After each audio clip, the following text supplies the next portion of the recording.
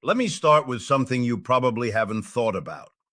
If you're sitting in an office in the Pentagon, or the State Department, or the CIA, and someone walks in and tells you that Russian warships just sailed into Venezuelan waters, what's your first thought? It's not, oh, how interesting. It's pure panic. It's, how did we lose control of our own hemisphere? Because that's what this is really about. This isn't abstract geopolitics. This is about the United States losing something it's had for over 100 years: total control over Latin America. And that loss of control is terrifying to American power brokers because they understand at a very deep level what it means. Let me explain how American power actually works. Because most Americans don't really understand the architecture of their own dominance. We think about American power in terms of military might or economic wealth or diplomatic influence. But that's only part of the picture. The real power, the deep power, comes from something more fundamental, from being able to dictate the rules of the entire global economic system. After World War II, the United States found itself in a position unlike any nation in history. We had the only intact industrial economy.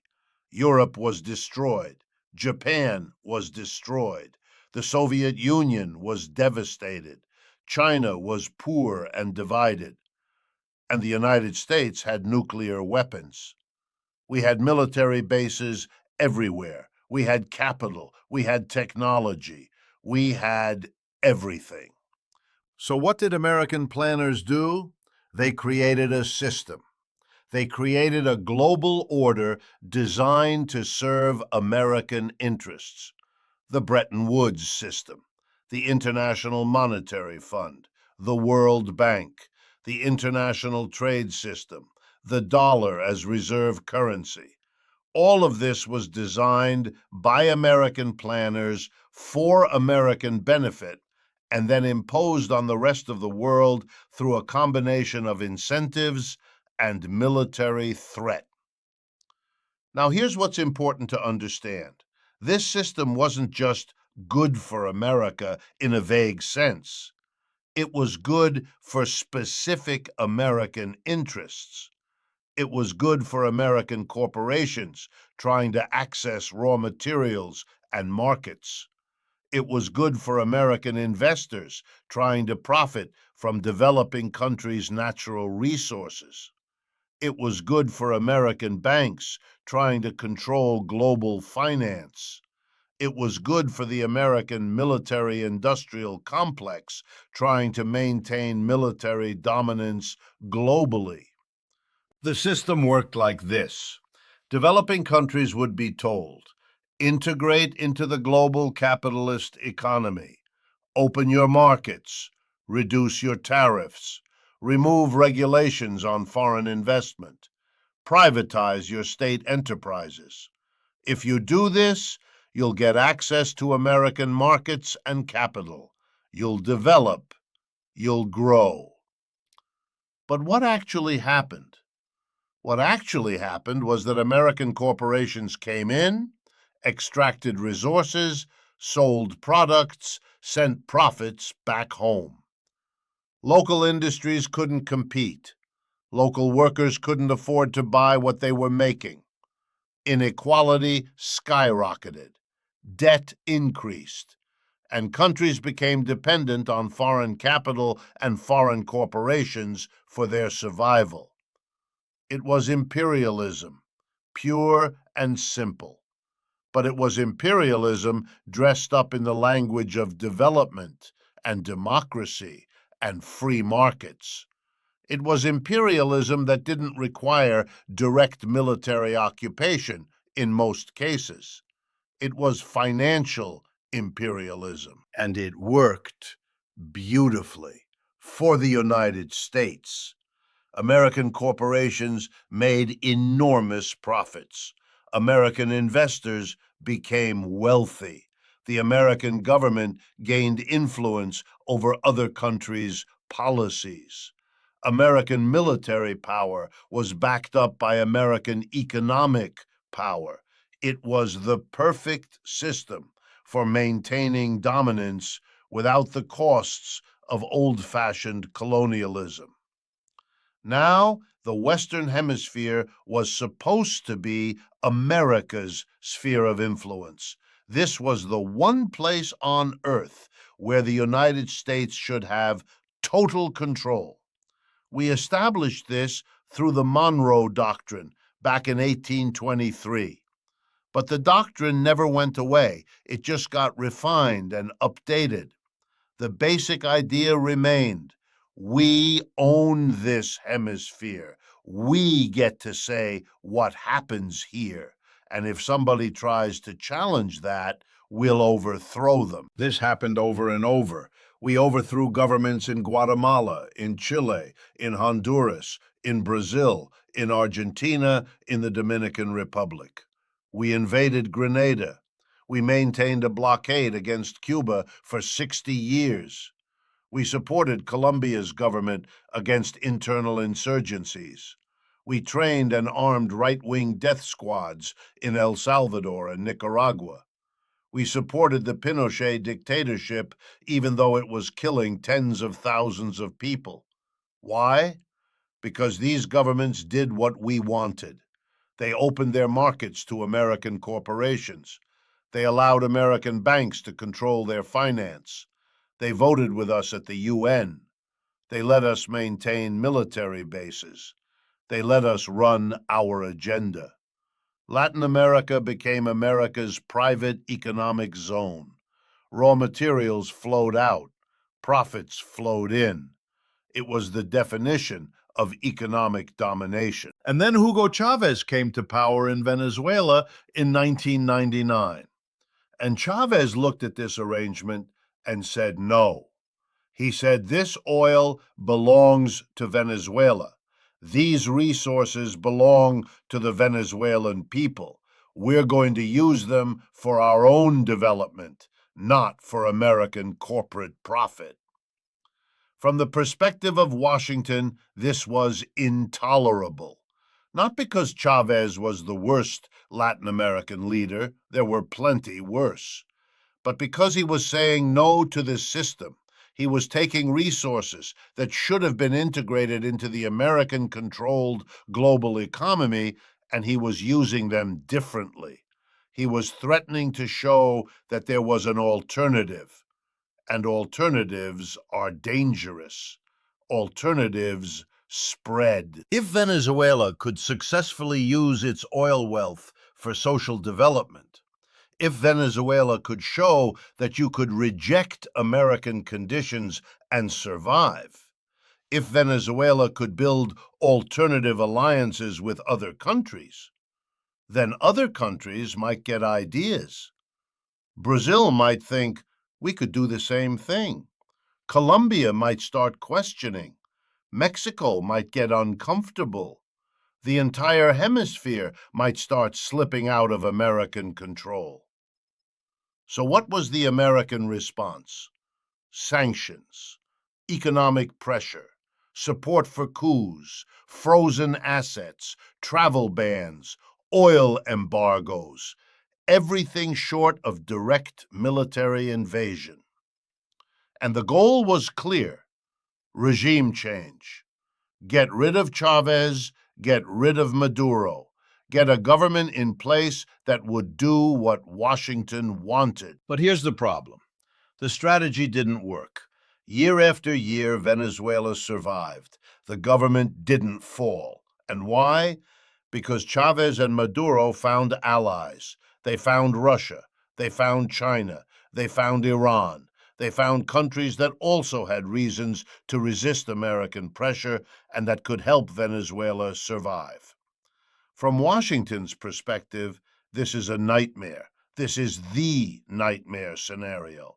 This is Venezuela not just resisting American pressure, but having the military and economic backing to continue resisting. Let me explain what's happening from the American strategic perspective, because this is important. After the Cold War ended, the United States enjoyed something unprecedented in history. It enjoyed unilateral military dominance. Nobody could challenge American military power.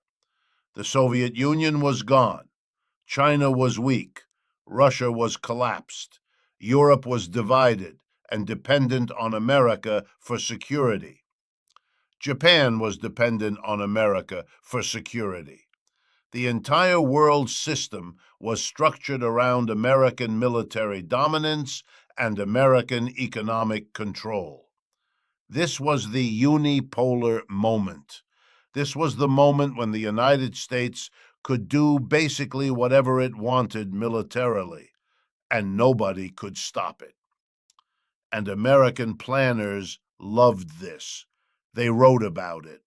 The Project for a New American Century literally talked about maintaining American military dominance for the next 100 years. Maintaining unipolarity. That was the goal. But unipolarity isn't sustainable because other countries get stronger, because economics changes, because the world doesn't stand still. China developed. Russia recovered.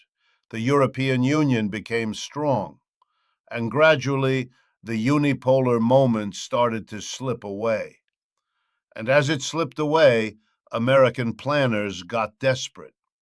They launched wars: Afghanistan, Iraq, Libya, Syria. They tried to maintain dominance through military force. They built military bases around the world, over 800 of them. They spent more on military than the next 10 countries combined. They tried to maintain the unipolar order through sheer force of will and military spending. But it wasn't working, because you can't use military force to prevent economic shifts. You can't bomb your way to maintaining economic dominance when other countries' economies are growing faster than yours. And that's what's happening. China's economy is growing. India's economy is growing. Russia is a major energy exporter and geopolitical player. Europe is strong. Meanwhile, America's share of global GDP is declining. The dollar's role as the unique reserve currency is being challenged. American technological dominance is being eroded. American corporations face serious competition from Chinese corporations and European corporations. This is the fundamental reality that American policymakers are grappling with and don't want to admit. American power is in relative decline, not absolute decline. American military is still the most powerful. American technology is still cutting edge. But American ability to unilaterally dictate global outcomes is declining. And nowhere is this more obvious than in Latin America. This is supposed to be America's backyard. This is where America should have total control.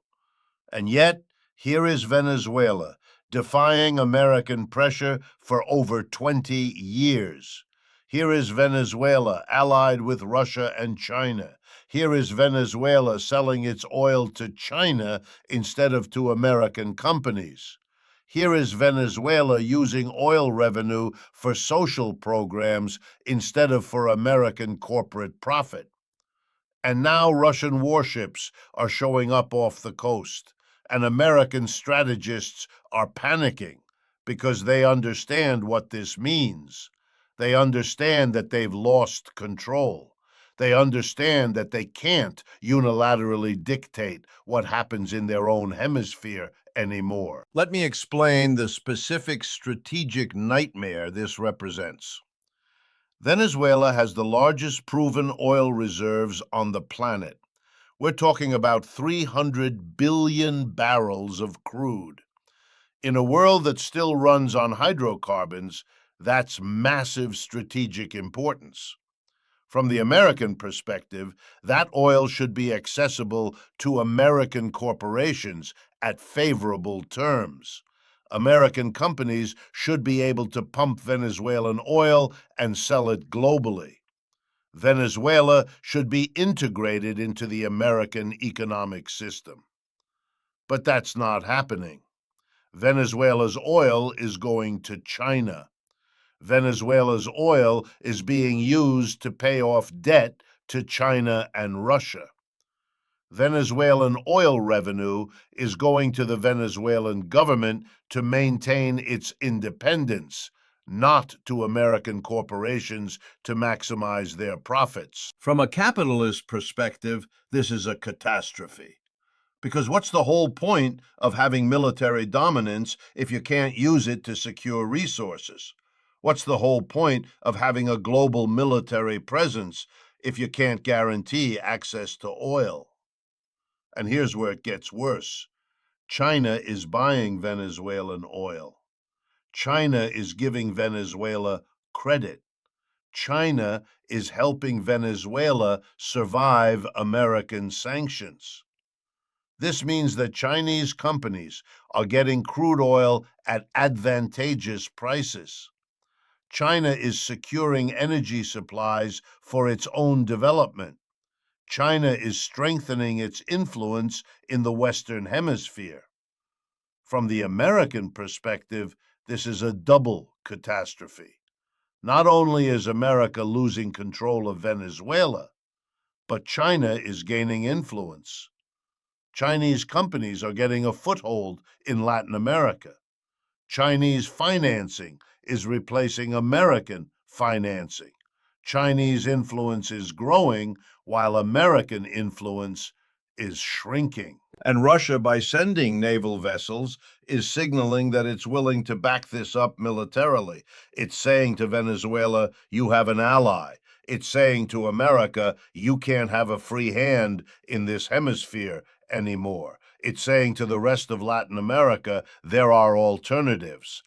This is why American policymakers are so alarmed, because they understand what's really at stake. It's not about Venezuela specifically. It's about whether the United States can maintain its global hegemonic system.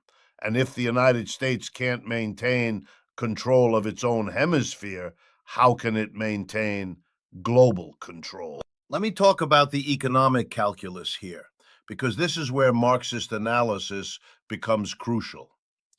There's been a general decline in American corporate profitability and investment returns over the last several decades. American corporations can make more money by producing in China, where labor is cheaper. They can sell to Chinese consumers who have rising purchasing power. They can access resources in Africa and Asia that are now available to non-American corporations. So from the perspective of American corporations, Latin America is becoming less important to the overall calculus. But from the perspective of American geopolitical power, Latin America is as important as ever, because American power rests on being able to dictate the rules globally. And if America can't dictate the rules in its own hemisphere, how can it dictate them anywhere? So what we're seeing is a divergence between American corporate interests and American geopolitical interests. Corporations might be fine letting Chinese companies do business in Venezuela, but the American military and political establishment says no. This threatens American strategic position. And this is why American policy toward Venezuela has been so consistent and aggressive. It's not because Venezuela is threatening America militarily. Venezuela has basically no military capability.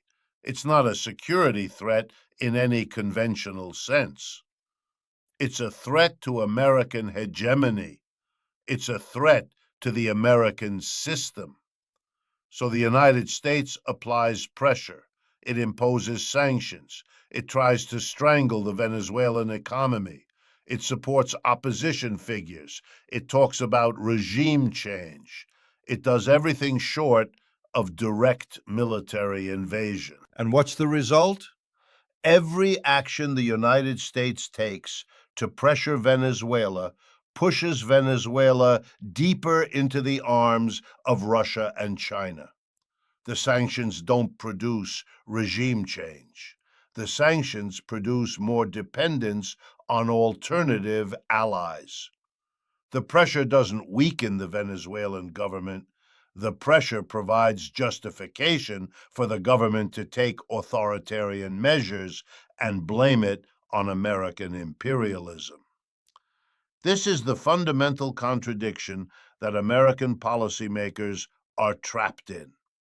Their strategy doesn't work. Their strategy is counterproductive, but they keep using it anyway. Why?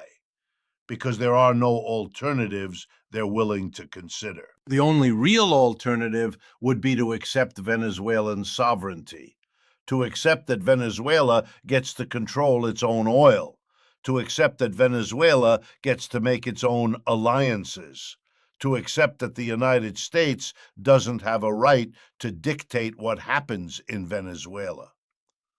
But American policymakers can't do that, because that would mean accepting American hegemonic decline. That would mean accepting that there's a part of the world that's not under American control. There's something fundamentally broken in American foreign policy thinking. So instead, Washington doubles down. It applies more sanctions. It talks more about regime change.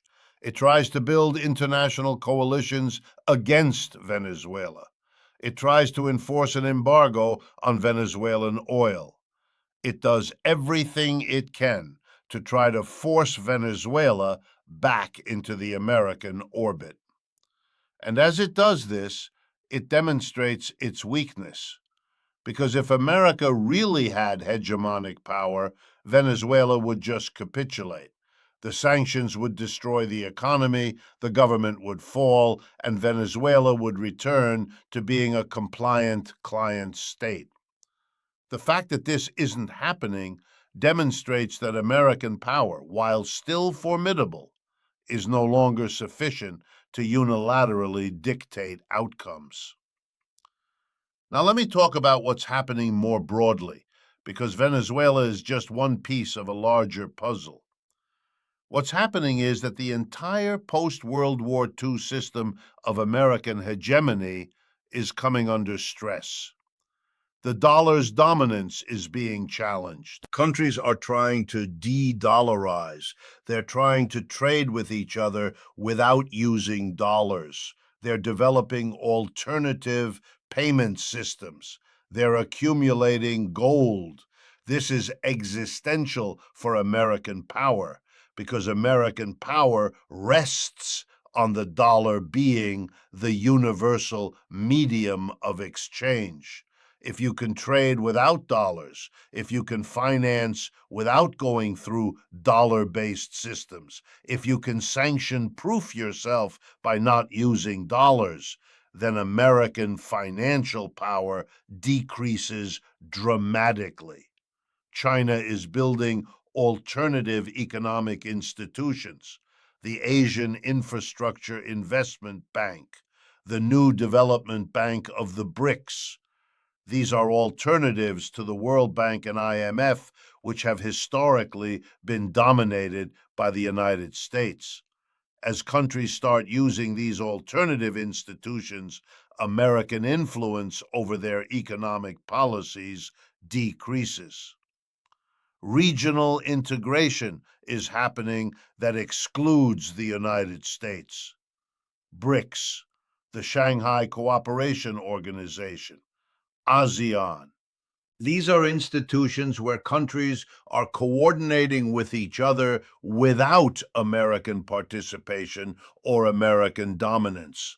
This is the exact opposite of what happened after World War II, when all regional arrangements had American dominance built into them. American military bases are being challenged. Countries are asking American bases to leave. American military influence is declining in various regions. This is partly economic. Some countries can no longer afford to host American bases, or they calculate that the costs outweigh the benefits. It's partly political. There's rising anti-American sentiment in many parts of the world. It's partly strategic. Countries are developing their own military capabilities and no longer feel as dependent on American military protection.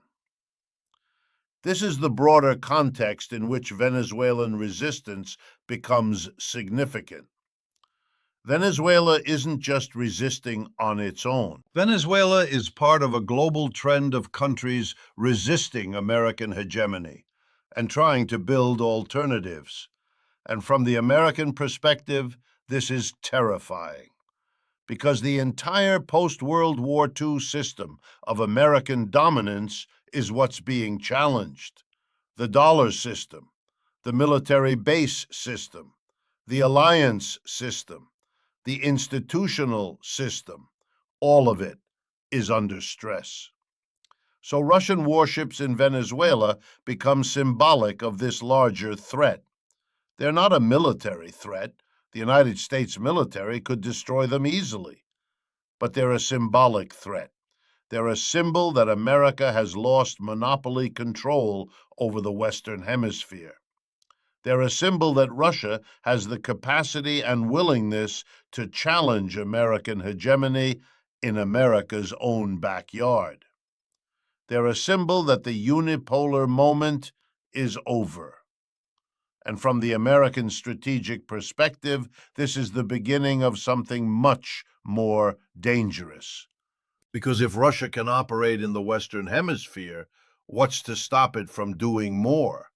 What's to stop Russia from establishing permanent military presence? What's to stop Russia from converting military presence into political influence? And behind all this anxiety is the recognition that the United States probably can't prevent it. Yes, the American military is more powerful than the Russian military. But you can't use military power to prevent a country from accepting an ally's military support. You can't bomb Russian soldiers for visiting a country that welcomes them. You can't use military force to prevent Russia from having diplomatic relations, or commercial relations, or military cooperation with countries in the hemisphere. So American policymakers are caught. They're trying to maintain hegemony in a world where hegemony is becoming impossible to maintain. They're using tools that don't work. Sanctions don't work because countries have found alternatives. Military threats don't work because other countries have found military allies. Diplomatic pressure doesn't work because countries are choosing alternatives. Let me talk about what this means for American security, because this is how American policymakers think about it. From the American strategic perspective, Latin America is important, not primarily because of trade or investment, though those matter. Latin America is important because of geography. It's on America's doorstep. It's in America's sphere of influence. It's supposed to be secure and controllable. If Latin America starts developing independent relations with Russia and China, if Latin America starts integrating into alternative global systems, if Latin American countries start voting differently at the UN and in international institutions, then America's strategic position in the world becomes weaker. Because American global dominance rests partly on regional dominance. If you control your own region, you have a base of power from which to project globally. If you lose control of your own region, you're weakened globally. So Venezuela, which is a relatively small country with a failed economy, becomes strategically important precisely because it represents the tip of the spear of American hegemonic decline. Venezuela isn't powerful militarily. Venezuela isn't even powerful economically anymore. The economy has basically collapsed. But Venezuela is strategically important because it's showing that American pressure doesn't work, that countries can find alternatives, that the unipolar system is breaking down. And this is why American policy has been so aggressive and so persistent. It's not rational from an economic perspective. There's not much profit to be made in Venezuela anymore. But it's rational from a strategic perspective. American policymakers think that if they can defeat Venezuela, if they can restore Venezuela to the American orbit, it will send a message to the rest of the world that American power still works, that American hegemony is still real, that countries can't successfully resist American pressure. But it's not working, and that's the deeper problem, because Venezuela's survival, despite American pressure, is proving the opposite. It's proving that American hegemony is declining. It's proving that countries can find alternatives. It's proving that the era of unilateral American control is over. Now, let me talk about what this means for American military strategy, because this is crucial. The American military has been designed for the post-World War II world, where America has overwhelming superiority and the ability to project power anywhere. American military bases around the world, American naval supremacy, American air superiority, American technological dominance. But this system is becoming more difficult and more expensive to maintain. Russia is modernizing its military.